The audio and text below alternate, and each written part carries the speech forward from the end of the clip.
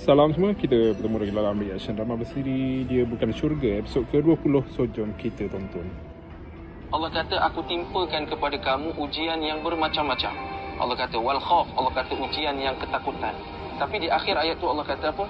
Wa basyiris sabirin, bergembiralah orang-orang yang sabar. Jadi kena banyak sabar menghadap apa yang Allah kurniakan kepada kita, ujian apa yang Allah berikan kepada kita. Sudah tentunya kesabaran itu akan memenangkan kita, akan letakkan kita di kedudukan yang berbeza daripada orang lain.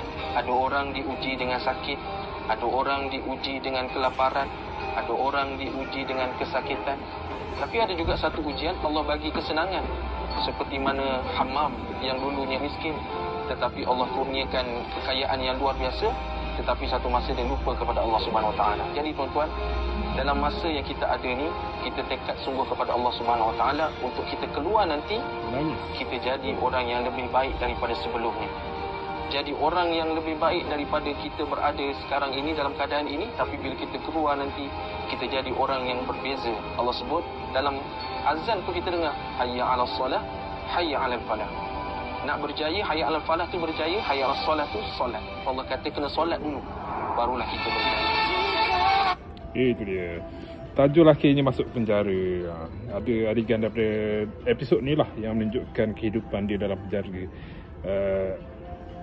Adalah cari ada scene yang mana dia macam cari pasal dengan banduan yang lain sampai bertumbuk ke macam tu lah.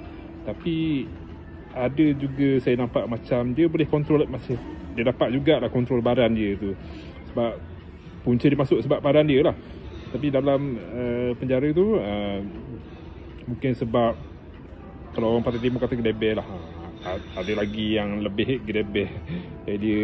Tapi ada juga yang dah mula ada banduan yang dapat kontrol, dapat belajar mengawal marah ke, mengawal apa,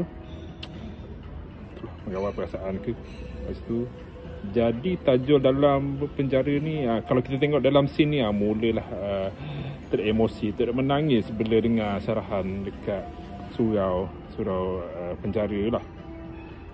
Ni kalau keluar nanti tengok abang Arham kahwin dengan Nuha, datang balik gila dia ni.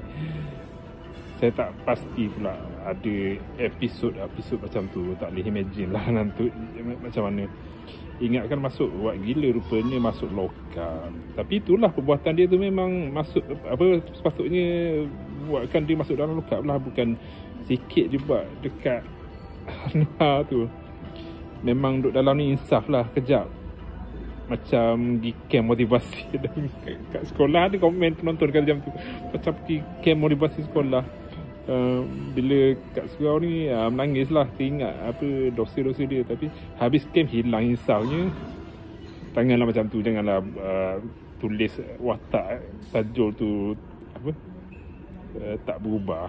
Kita nak lah dia berubah. Saya baru nak touching tengok komen awak ni, berbolak balik hati saya. Buruknya botak, hilang handsome Nizam. Nizam tak tajul lah. Okay, jumpa lagi esok. Sekian.